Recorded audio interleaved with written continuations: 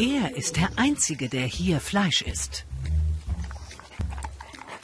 In diesem Haushalt soll sonst keiner außer ihm tote Tiere essen.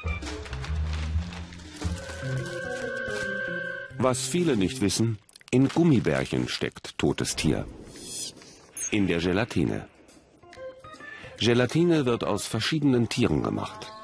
Zum Beispiel aus Kühen oder aus Schweinen.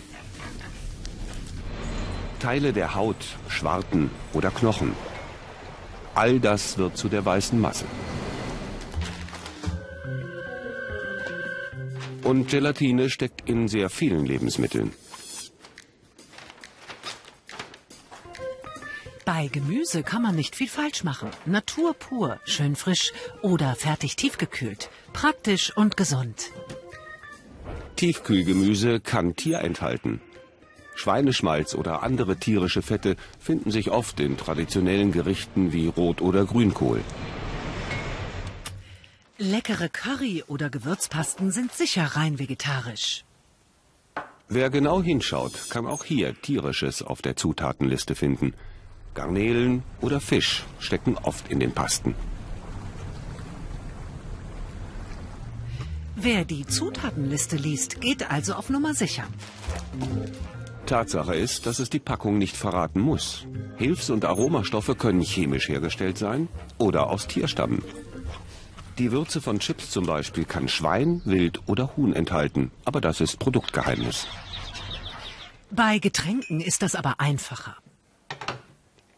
Selbst hier findet sich Tierisches. Ein roter Farbstoff mit dem Namen Karmin.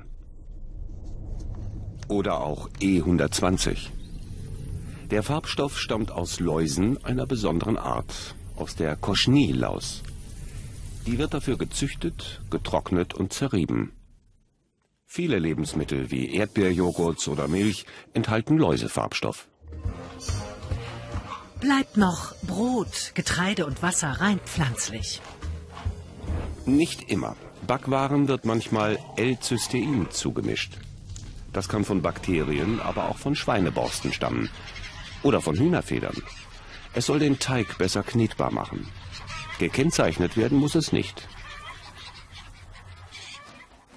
Wein, vergorene Trauben, damit geht man auf Nummer sicher. Im Wein steckt zwar kein Tier mehr, aber vielleicht war Hausenblase drin. Das ist die Schwimmblase von Fischen und die verwendet man, um Schwebstoffe im Wein zu binden und sie herauszufiltern. Die getrockneten Blasen werden manchmal zur Weinklärung